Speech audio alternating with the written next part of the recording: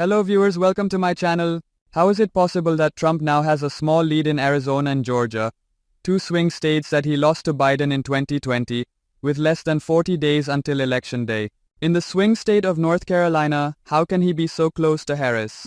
How is it possible for him to now be practically tied to her in the other crucial swing states, Michigan and Wisconsin? In general, how is it possible that Trump has eroded Harris's advantage since the beginning of August? Since almost everyone in the United States is familiar with Trump and has made up their mind about him, how is it possible that more voters appear to view him favorably now than they did several months ago when he was competing against Biden? According to recent polls, nearly 90% of voters believe they do not need to learn more about Trump before casting a vote.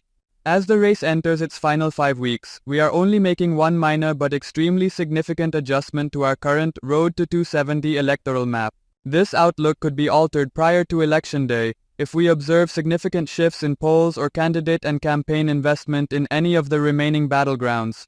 We are shifting the single electoral vote awarded to the winner of Nebraska's 2nd congressional district from a toss-up to a leaning in Harris direction in this most recent installment of our Electoral College outlook. Along with Maine, the Cornhusker state is one of 2 states that splits some of its electoral votes. Additionally, the vice president has a significant lead in the race for an electoral vote from an Omaha area seat. In contrast to former President Donald Trump's 42% support among likely voters in the 2nd district, Harris received 53% support in a CNN poll conducted by SSRS and released on Friday. Similar results were found in a poll conducted over the weekend by Siena College and the New York Times.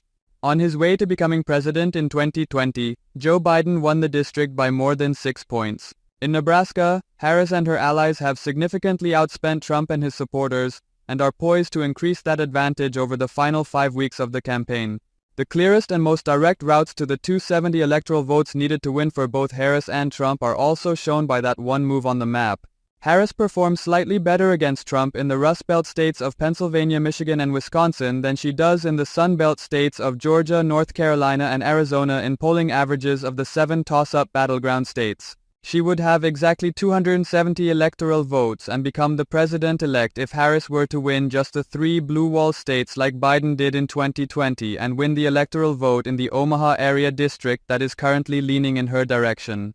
On the off chance that Trump rehashes his triumphs in every one of the states he won in 2020, he would have to flip only 2 states, Georgia and Pennsylvania, to get to 270 discretionary votes and secure a subsequent White House term. However, this is contingent on North Carolina remaining in his column, where CNN's most recent poll found Harris and Trump tied at 48% each. It can be very instructive about where the campaigns are placing their bets as the contest enters its final 35 days by tracking the resources each side is pouring into advertising to reach the decreasing share of undecided voters and ensure that existing supporters turn out to vote. In September, the Harris campaign and its Democratic allies spent nearly twice as much on advertising as the Trump campaign and its Republican allies. According to AdImpact, Democrats spent approximately $293 million on advertisements in the 7 battleground states last month, whereas Republicans invested $157 million in those states. More than 60% of the month's spending came from Pennsylvania, Georgia, and Michigan, 3 of the largest electoral prizes on the map. Trump now has 219 electoral votes, 51 votes short of the 270 needed to win, with 24 states and 1 congressional district in Maine either strongly supporting him or leaning in his direction. For her part, Harris currently holds a total of 226, 44 votes short of the 270 needed to win, with 19 states, the District of Columbia, and the 1 congressional district in Nebraska all either strongly supporting her or leaning in her direction. We currently rate 7 states as true tosses-ups, each with 93 electoral votes. We ought to be aware of the nature and, more importantly, the absence of this electoral outlook. It is an ongoing preview of the discretionary school scene in what will probably end up being another exceptionally close and phenomenally significant official political race. It is not a prediction of how November will play out.